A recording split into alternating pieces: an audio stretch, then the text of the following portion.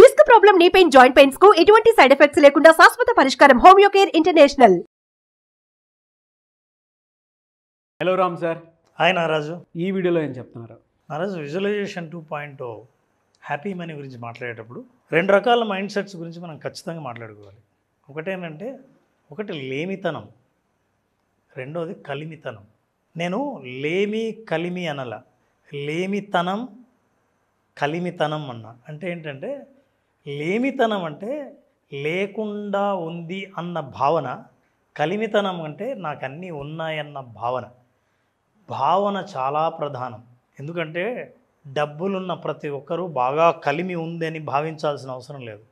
అది భావించే వ్యక్తి ఉంటాడే, వాళ్ళు ఎలా ఆలోచిస్తారు? ఈ స్కేర్సిటీ మైండ్ సెట్ అని ఉంటుంది. మైండ్ సెట్స్ గురించి ముందు మాట్లాడాం కాబట్టి కరువు మనస్తత్వం, అట్లాగే తర్వాత మనం రిచ్ మైండ్ సెట్ ఏదంటే అబండెన్స్ మైండ్ సెట్, సమృద్ధి మనస్తత్వం. కరువుకు ఈ సమృద్ధికి ఉన్న తేడా అది మైండ్లో ఎలా ఉంటుంది అని చూస్తే, యాక్చువల్ కరువుగా ఆలోచించే వాళ్ళు ఎలా ఆలోచిస్తారు? Look at this. వాళ్ళకి ఒక్కో మనిషికి తక్కువ అవకాశాలు ఉంటాయని భావిస్తారు స్కేర్సిటీ మైండ్ సెట్ వాళ్ళు. ప్రతి మనిషికి కొన్ని అవకాశాలు ఉంటాయి, ఆ అవకాశాల్లోనే మనం జీవించాలి అని అనుకుంటారు.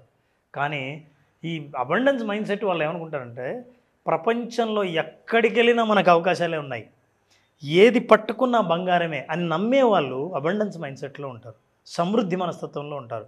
మనం ఏది పట్టుకున్నా మనకు ఎందుకు అనుకూలంగా రాదే, అన్ని నష్టాలే వస్తాయి అని ఆలోచించేవాడు కరువు మనస్తత్వం ఉన్నవాడు.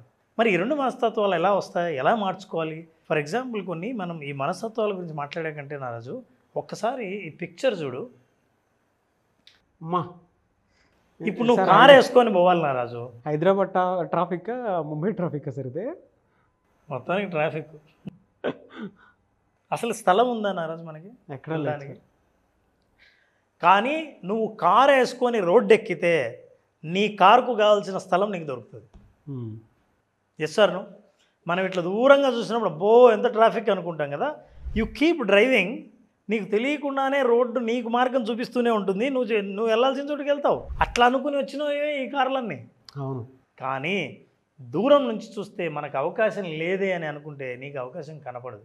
నాకు అవకాశం ఉంది అని నువ్వు మళ్ళీ రోడ్డు మీద ప్రయత్నం చేస్తే నువ్వు చేరాలనుకున్న చోటుకి చేరతావు. ఇది మనస్తత్వం అంటే.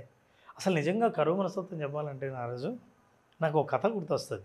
ఒక అబ్బాయి ఏం చేశాడంటే, ఒక ఐస్ క్రీమ్ పార్లర్కి వెళ్ళి అక్కడంతా ఐస్ క్రీమ్ మొత్తం డెమోలో కనిపిస్తూ ఉంటుంది అద్దాల్లో. అక్కడికి వచ్చి అన్న సింగిల్ కప్ ఎంత అని అడిగాడు. 30 రూపాయలు అన్నాడు. డబల్ కప్ ఎంత అని అన్నాడు. 60 రూపాయలు అన్నాడు.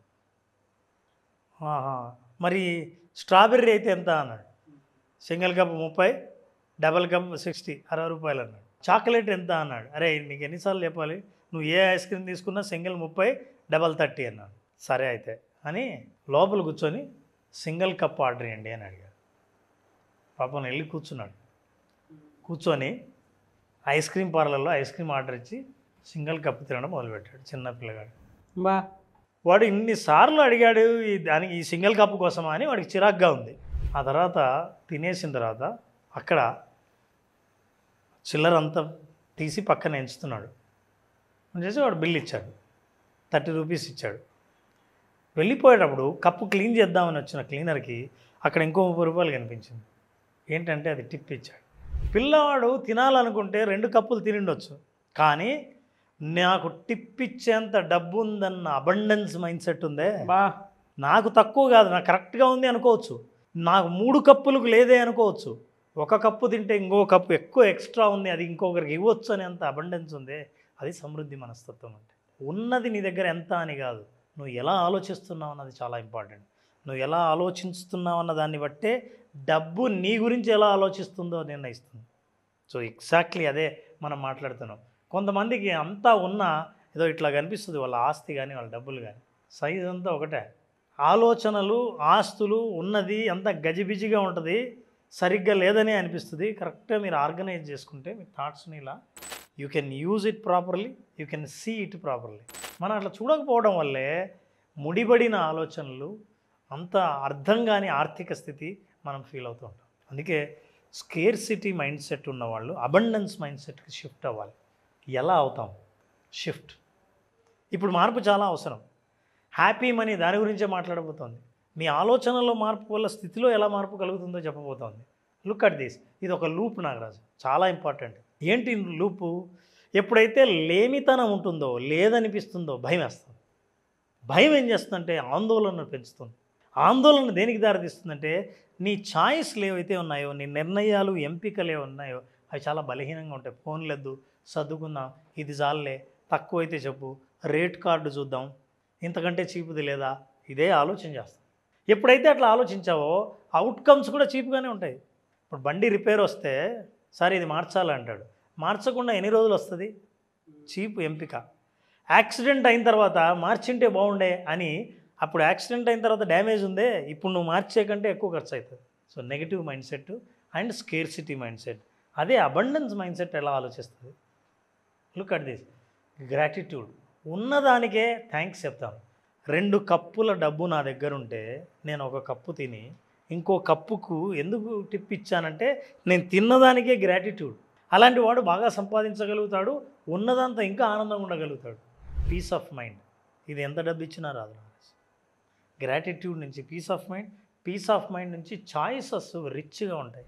ఎప్పుడైతే నీ ఎంపికలు, నీ నిర్ణయాలు చాలా రిచ్గా ఉంటాయో పాజిటివ్ అవుట్కమ్స్ని నువ్వు ఎంజాయ్ చేయడం మొదలు పెడతావు. ఇదే మీ మేజర్ డిఫరెన్స్ ఈ స్కేర్సిటీ మైండ్ సెట్కి దెన్ అబండెన్స్ మైండ్ సెట్కి. ఆ సమృద్ధి మనస్తత్వం మనం డెవలప్ చేసుకోవాలంటే first thing what you have to do is that change your language. నువ్వు మాట్లాడే భాష మార్చు. నా వల్ల కాదు, నా చేత కాదు, అవుతుందో కాదో అన్న విషయాల్ని మానేయాలి. I can do it. Cut చేద్దాం. ఐ కెన్ డూ ఇట్ అవుతుంది, ఐ కాంట్ డూ ఇట్ ఉన్నది. నా భాష ఎప్పుడైతే మారుతా అంటే నా ఆలోచన మారాలి, భాష మారాలంటే నా ఆలోచన మార్చుకో. భాష మారిందనుకోండి, మీతో మీరే పాజిటివ్ భాష మాట్లాడుతున్నారు. మీరు ఎప్పుడైతే పాజిటివ్ భాష మాట్లాడుతున్నారో పాజిటివ్ అవుట్కమ్స్, పాజిటివ్ బిహేవియర్స్ రావడం మొదలు పెడతాయి. సింపుల్ భాష మార్చడం. ఇంట్లో వాళ్ళతో మాట్లాడినా, పక్క వాళ్ళతో మాట్లాడినా నీ పరిస్థితి గురించి, నా దగ్గర డబ్బులు ఎక్కడున్నాయా, ఊకే ఏం లేవు అని నువ్వు అంటున్నావే, అది నిజమైతే అవుతుంది. సో లాంగ్వేజ్ మార్చి పాజిటివ్గా మార్చండి. ఇక రెండోది what you have to do is that see this, చాలా ఇంట్రెస్టింగ్. నా గంట కిందట నేనేం డిసైడ్ చేశానంటే నాకు ఇరిటేషన్ వచ్చిన ప్రతిసారి ఒక కాయిన్ బకెట్లో వేయాలి అని అనుకున్నా. ఓకే, ఇరిటేషన్ వచ్చిన ప్రతిసారి ఒక కాయిన్ బకెట్లో వేద్దామని. బా, ఎక్కడి నుంచి వచ్చింది సార్ థాట్ ఇది? ఏంది, ఒక్క కాయిన్ వేసాను, ఊరికి ఇరిటేషన్ వచ్చిన ప్రతిసారి తెలియకుండానే బకెట్ నిండింది. నాగరాజు, సంతోషం వేసిన ప్రతిసారి నువ్వు గ్రాటిట్యూడ్ చెప్తే నీ గ్రాటిట్యూడ్ కూడా అట్లాగే నీకు ఇస్తుంది. 2 విషయాలు మనం చేయాల్సిన అంటే change your language and practice gratitude and it will increase either positive.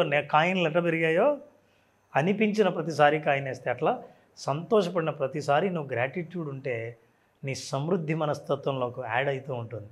అందుకే we tell people visualise abundance. అబండెన్స్ని ఎట్లా విజువలైజ్ చేయాలి? అసలు విజువలైజ్ చేసే మిమ్మల్ని మీరు ఎలా చూసుకుంటారు నాగరాజు?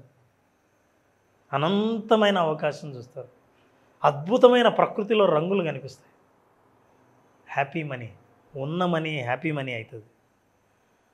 సో అలా హ్యాపీ మనీగా మార్చుకోవాలనుకుంటే విజువలైజేషన్ 2.0 అటెండ్ అయిన వాళ్ళందరికీ అద్భుతమైన మార్గం చూపించడమే కాకుండా ఎక్కడో బయట లేదు, మనీ ఇక్కడుంది అనే విషయాన్ని బలంగా నమ్ముతారు, బలంగా అనుభవంలోకి తీసుకొస్తారు.